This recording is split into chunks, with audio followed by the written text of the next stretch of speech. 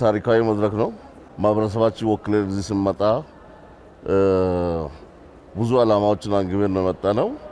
ከአገር የሚበልጥ ነገር የለም ብለን ነው። በእርግጥ ውጣ ውረዶቹ ከባድ ቢሆኑም ከአገር የሚበልጥ ነገር የለም ብለን ስራችንን ሁሉም ነገር መስዋዕት አድርገን እዚህ ቆይታ ውስጥ ለአገር ይጠቅማል የሚሉ ሐሳቦችን አቅርበን ምክክር ሲባል ያሉትን ችግሮች በአገራችን ያለው ችግር ምንድነው?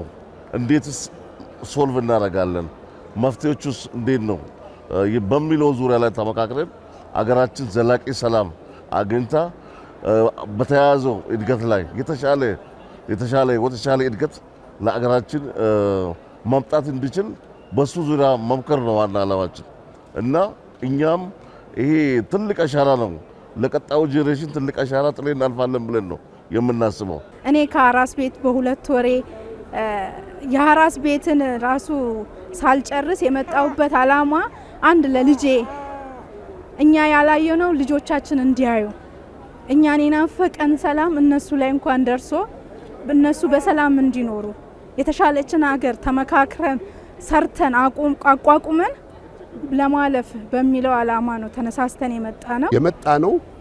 በውጭው ዓለም የምንኖር ኢትዮጵያውያን በውጭ ዓለም ስንኖር ቆዳችንም ቁመታችንም አመለካከታችንም የተለያየ ቢሆን በሄድንበት ሀገር እየኖርን እየተማርን እየሰራን ከዛም አልፎ ብዙዎች በአመራር ውስጥ እየተሳተፉ ነው። ስለዚህ እኛ ያን ካደረግን እኛው በአገራችን ደግሞ ከየትኛውም አቅጣጫ ቢመጣ ከየትኛውም ዳር ድንበር ቢመጣ ይህንን መብት በሰላም እንዲሰራ፣ በሰላም እንዲጸልይ፣ በሰላም እንዲኖር፣ በሰላም ፈጣሪውን እንዲያመሰግን፣ ሰላም እንዲፈጠር ከውጭው ዓለም የገበየነውን ይጠቅመናል ያልነውን እኛም በውይይታችን ለመሰተር ነው የምንዘጋጀው። እኛ ለምክክር ነው የመጣለው ለሰላም ጉዳይ።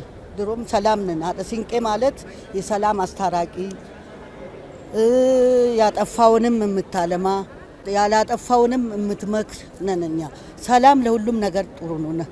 ሰላም ካሌለ ጤናም የለም፣ ቢማሩም ወግ አይደርሱም። ሰላም ካሌለ እርሻም ከታረሰ አይበላም።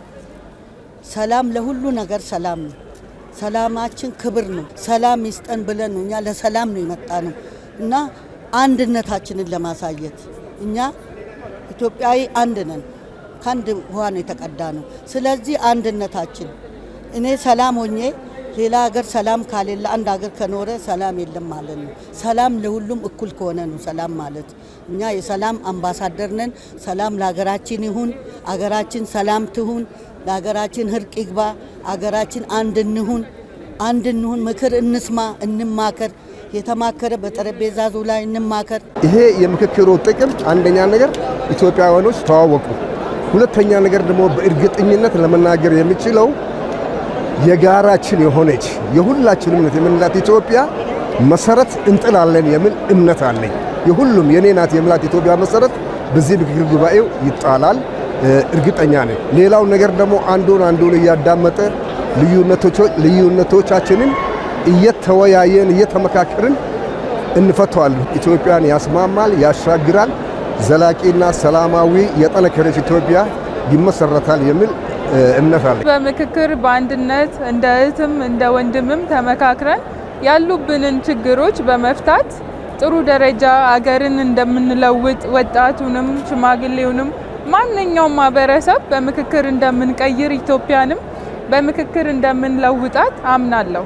ስለዚህ ለሁላችንም ለኢትዮጵያ ሕዝብ ምክክር ያስፈልገናል።